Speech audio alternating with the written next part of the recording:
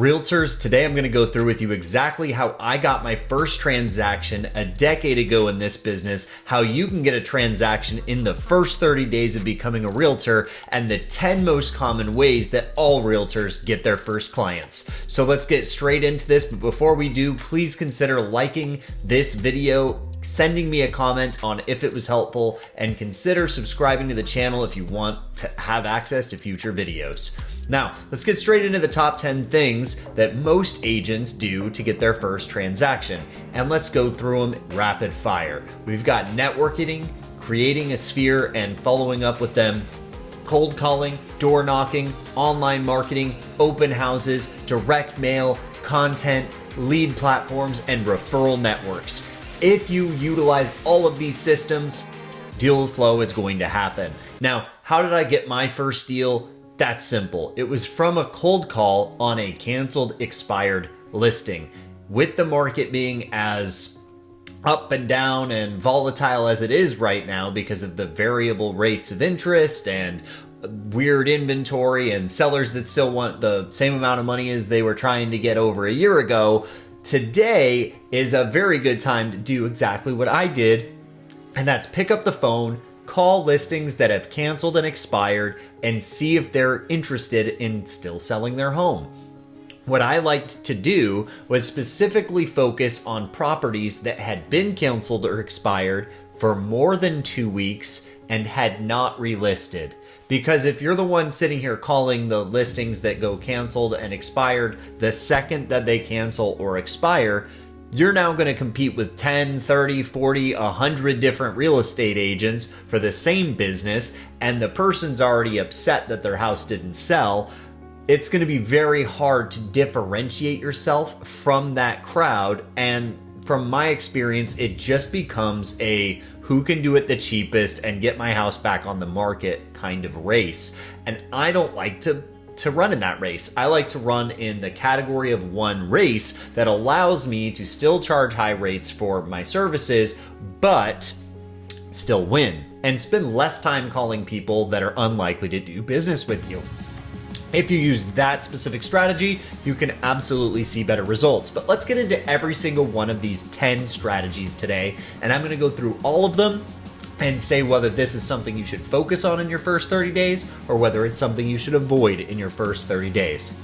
Let's get straight into the 10 right now. Number 1, networking. Should you start networking and spend a lot of time on this in your first 30 days? I'm going to vote absolutely not. Networking is going to take a long time for anything to come to you, and it is a very passive activity. It's talking to random people who are not buyers or sellers, who are not raising their hand and saying, I want to buy or sell a house. They're just random people that you're networking with to get your name out there. It is too passive. It will take too long for something to come back to you. The whole point of today's video is to explain how to get clients this month right now. That is not a way to do it. Number 2, your sphere. Is that a way to quickly get something? Maybe. This is the only one I'm actually just going to hedge my bets on and say maybe. You already know your sphere, and by sphere, I don't mean random person you've known for 20 years but don't really talk to. In the example that I'm saying maybe to, it's close friends, family, people that you know really well. If you know something's coming up for them, then obviously focus there above anything and everything else, because that one will happen because they're family or really close friends. They're very, very likely to use you. And if you put in the right time and attention, you're for sure going to win that business. So the answer is maybe. If you're just throwing shots at the dark at people that kind of know you, that's a no. I would not be spending my time doing that unless you absolutely know them. You absolutely know that they're likely to do something, then spend time on them. Otherwise, do not spend time on them. Number 3, cold calling. I would spend time on this for a couple reasons. One, you can exponentially increase the amount of people that you speak with. If you focus on canceled and expired houses, especially to start, you're going to be talking to people that had some level of interest in selling their house. Maybe their circumstances changed, but that doesn't change the fact that at some point, not too long ago, they were trying to sell their house, and it drastically increases the chances that you're talking to somebody when they pick up the phone that is likely to sell, if not now, fairly soon. And I would absolutely spend my time here. It also increases the amount of people that you get to talk to in regards to real estate specifically and in selling your services. Number 4 is door knocking. I also would suggest door knocking. Even if you don't get clients from door knocking, you're gonna learn how to be toe-to-toe with clients. You're gonna have the same exact situation as cold calling by talking to way more people. You're gonna learn way more neighborhoods, and by doing that, you're gonna increase your competence in the field. And sometimes, let's be honest, you're going to find business door knocking. I'd say 1 out of every 100 homes that you actually talk to somebody, there's going to be a level of interest. So if you absolutely need a transaction in the next 30 days, you could door knock all day, every day, and I can all but guarantee that you're going to have listing opportunities just by doing that activity. There's a lot of sparkly fairy dust that a lot of people out here, even myself included, will say you can do all this really cool stuff, you can do this, and you can prospect this way, and you should do this, and there's this cool trick, or there's this cool hack. The reality is if you really just want lots of business, cold call and door knock all day long, you're gonna have business. But if you don't wanna do that, there's always looking at number 5, which is door knocking online by online marketing. So you could be doing Facebook ads, Google pay-per-click ads, and things like that. I'm not a big fan of this, especially when you're just getting started or if you absolutely need a transaction in the next 30 days. I do not think that you should be spending any money on your lead systems. That should not be something that you do because you're risking something without any guaranteed reward. And if you just put in more effort by way of cold calling and door knocking and doing activities that don't cost you anything, you would actually probably get the results that you're looking for. So I would not be doing paid online marketing. Number 6 is open houses. Do them. Do my open house strategy. If you have not seen my open house strategy, check out my open house videos in my channel. Again, consider subscribing and liking this video for the YouTube algorithm.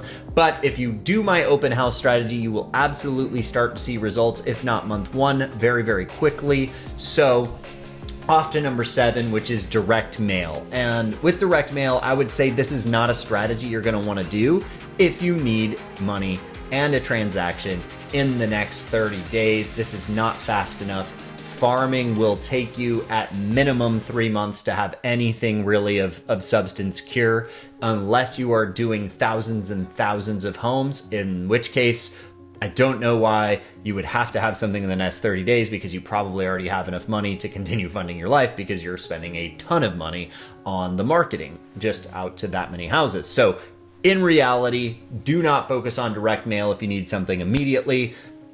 Off to number 8. Number 8 is content creation. Popping on YouTube or Instagram or TikTok and making content around buying and selling houses to try to get buyers and sellers to reach out to you. And is that a way to get business? Absolutely. It's probably the best, most evergreen way to consistently drive traffic to your specific business, but it does take time to build that sort of an audience. Because of that, I would not focus and put all of my focus on content creation or even the distribution of content in the first 30 days of your business if you do require something to happen very quickly. Number 9, lead platforms. I am a big advocate of lead platforms that are completely free up front, that you pay a percentage on the back end. If you can find these platforms, and if you can't, make sure to connect with me. Click the link in the description below because you can absolutely partner with me and get access to plenty of these platforms that we will help you apply for on top of many other things that our group does. But I would do these lead platforms because the people going into them and submitting their information are exuding a level of interest. They're saying, I want to buy a house. I want to sell a house. And because they have that level of interest, it's going to drastically increase the likelihood that you end up getting clients because you're talking to more people that are actually going to do business in the space. So yes, do lead platforms. Number 10, referral networks, hopping into biz to biz networks and those types of things. Is that something that makes any sense for you? If you are trying to get a transaction in the next 30 days, absolutely not. Again, this is one of those things that's going to waste hours of your time every week. I'm not going to say that there's no value to it if you were an established agent.